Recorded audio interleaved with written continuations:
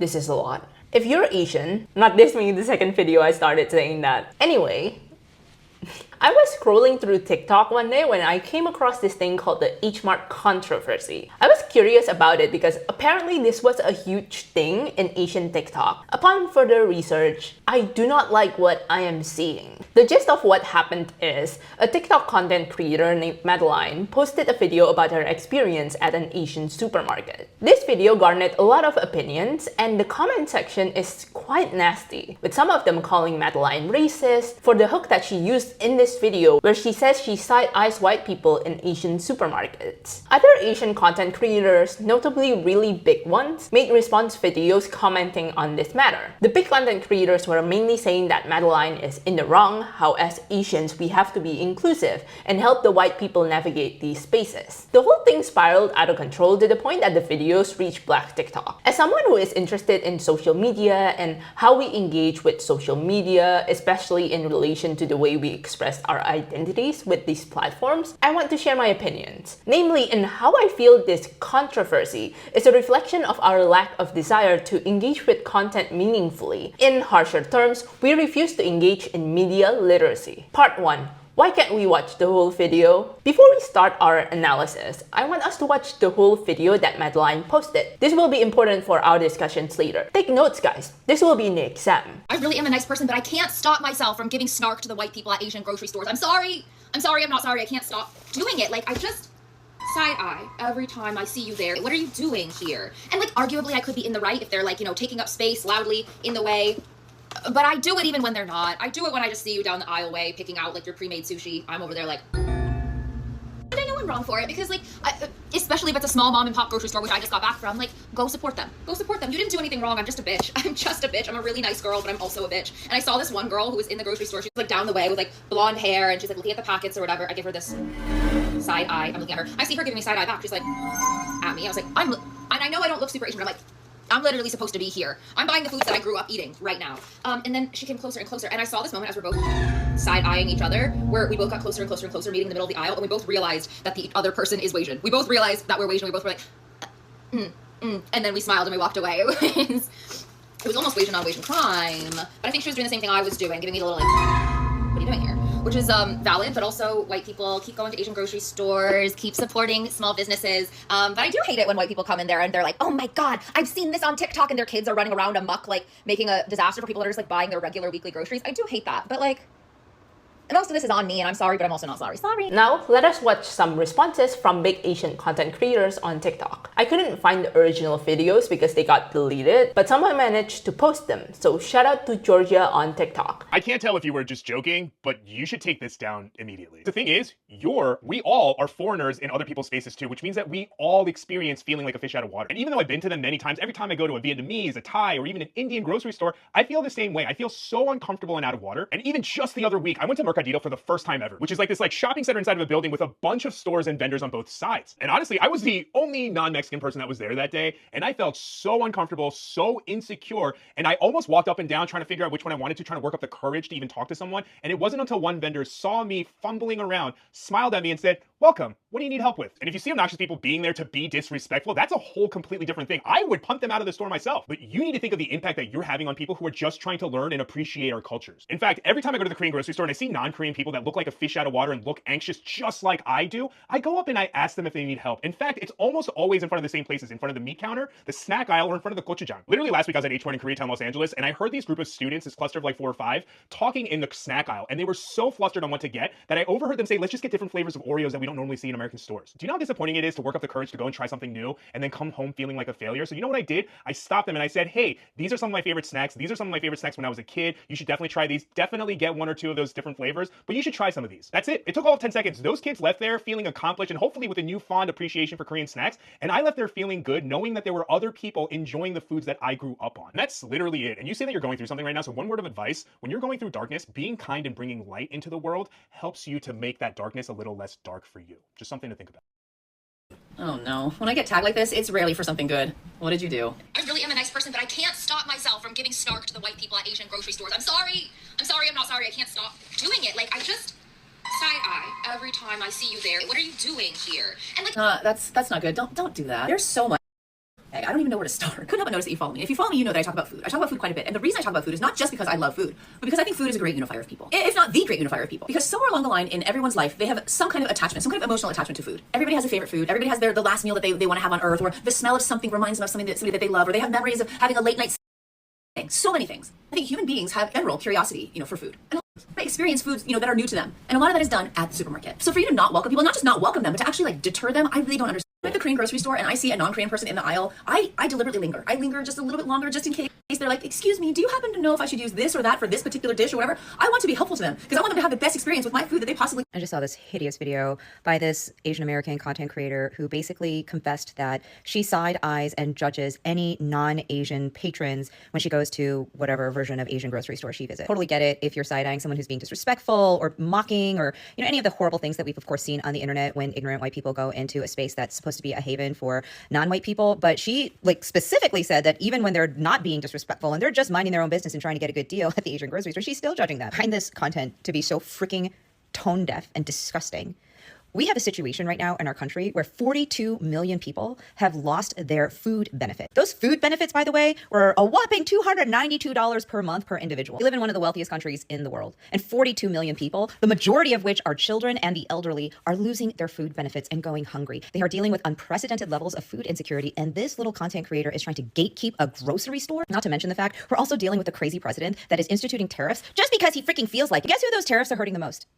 Immigrant-owned businesses. So this influencer wants to weaponize and exploit the legitimate struggle of her ancestors and the ancestors of millions and millions of immigrant families in the United States to deprive 42 million people who are already dealing with unprecedented levels of food insecurity from a grocery store that could actually provide them with cheaper produce than many Western-style Whole Foods and Erewhons. But she also wants to do damage to the immigrant families that actually own these grocery stores. This is when stupid feeds the ego, but doesn't actually feed anybody else. Just from first watch of these response videos, I will argue none of these creators address the content of Madeline's video. They only engage with the first part of it, where Madeline talks about side-eyeing white people in Asian supermarkets. Even when Madeline is talking about, her side-eyeing these white people, this is something that even Madeline recognizes she is not supposed to do. However, I feel like this first portion is mostly just a hook. It's something that is supposed to make you go, wait, what? And then you stay to watch her whole video. And in the video, Madeline tells you the experience she had at an Asian supermarket with another Asian woman, of them initially thinking the other is white and kind of side-eyeing each other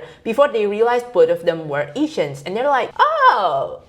I actually find Madeline's video to be quite interesting because the thing is, Asian identities are very complex. But I will say that identities in general are complicated. While we can have similar experiences, our identities are never truly the same. The way you experience things is very specific to you as a person. You have different personalities, backgrounds, ways of thinking, and these things inform how you perceive your experiences. So that's why, even if you have similar experiences, the way you perceive those experiences is unique to you, because all these things that make up who you are, again, your personality, background, ways of thinking, are specific to you. That is to say, I think this video is an interesting outlook on being Asian, of the way that sometimes people can think you are white from your appearance, and then they treat you as white, and then they're like, wait, hold on, you are actually Asian. And then there's this question of afterwards, after that revelation, how do they treat you? Do they treat you more as white? Do they treat you more as Asian?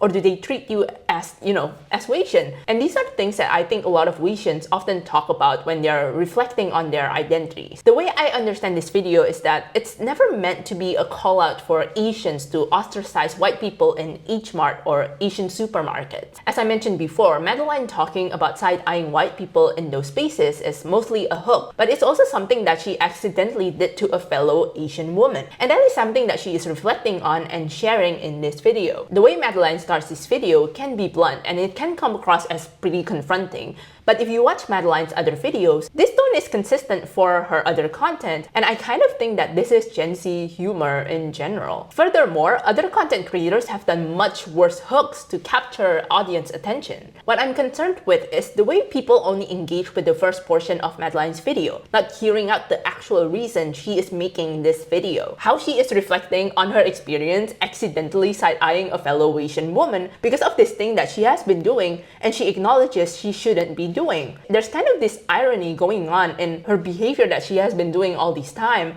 and then she accidentally does that to the person that she doesn't want to exclude in these spaces. But you know what alarms me the most?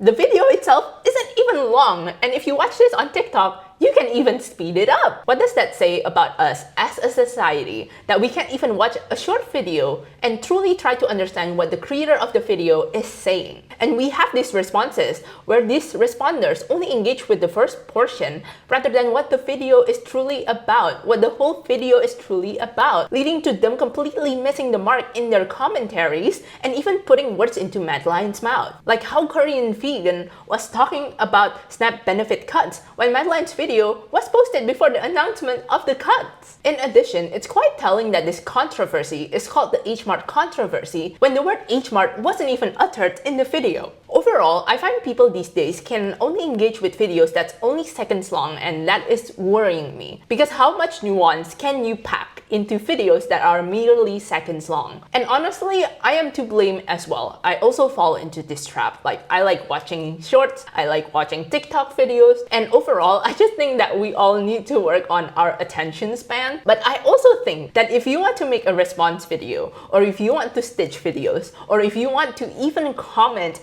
on these videos, make sure you watch the whole thing. And beyond that, it is important to understand the context behind what is being said in the video. Part 2. Is the video racist?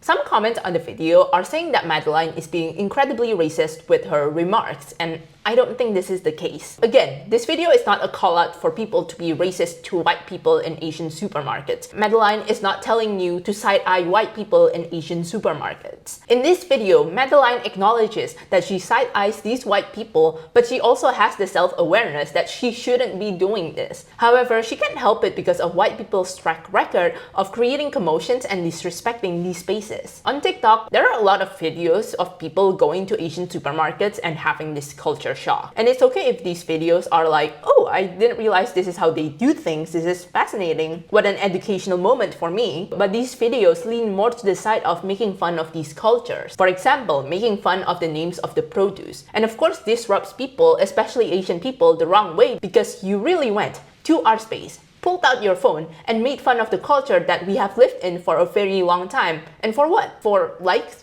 Reactions, clout, and it's just disrespectful. It's very tasteless. It's giving the same vibe as you recording a person doing something they love, but you find goofy and cringy when this person isn't even harming anyone. They're just enjoying being. And these things happening in Asian supermarkets, like that's a microcosm, right? But this thing also happens in a bigger scale. For example, there are a lot of instances of tourists going to foreign countries and disrespecting these countries' traditions and customs, and they're the ones who cry out when things do not go the way that they want it to go. As an Indonesian, I should know, especially with Bali being such a hotspot for tourists, we often hear tourists being angry when they go to areas in Bali that is not meant to be a tourist spot, and then they find out that people don't speak English there. The thing is, most Indonesians don't have to speak English in their day-to-day because their native language is enough to get them by. And they do not owe it to these tourists to speak English, especially when these tourists are coming into their space. And honestly, that's what you get when you stray from areas designated to be tourist spots. Those places are more likely to have people who speak English. When you are coming into a space that is not your own, you have to approach with respect and consideration. And you cannot expect everyone to cater to your needs when, you are coming into their space. If people are willing to accommodate you or help you navigate these spaces, then great. If you're one of those people who wants to help these newcomers in these spaces, then okay, fine. But it is not anyone's responsibility to educate someone if they don't want to, especially if it's not their job. Of course, this is not everyone, but there have been enough instances where white people are just intrusive that I do not blame Asians or people of color or people from minority groups for having their walls up when they see white people in spaces that these communities have curated to be safe spaces. Sometimes you do have to prove that you are coming in with respect. And again, when Madeline highlights that she doesn't like the white people who invade these spaces and create disruption. If you are respectful, then you're okay. Part 3. Conclusion. Overall, what I wanted to hone in more than anything is that this is a cautionary tale of not engaging in media literacy. Sadly, this is something that is so prevalent in our day and age because journalism now relies on something like this too. Taking quotes out of context to create sensational, and not in a good way like the sensational Spider-Man, sensational articles that manufactures drama to bring in more clicks. And I think it doesn't help as well that people just refuse to understand nuance or context behind why people are saying the things that they say, leading people to forcing their own ideologies and ideas onto things people are saying or not saying. I think it's important that when you're watching something or when you're reading something, research a little bit, try to understand where the creator is coming from, and then after you have all of this information, then you can make your own judgment. But what do you guys think? Have you heard about this drama? What do you make of it? Let me know in the comments. I feel like maybe the delivery is a bit harsh and a bit blunt, but I see where Madeline is coming from, and I also think that the video is not as racist as people are making it out to be, and I think the video just got blown way out of proportion. Thank you so much for watching this video. If you like it, please give it a like and share the video too, and of course, comment. Also consider subscribing to the channel for future video essays, vlogs, or like fun little videos we can do.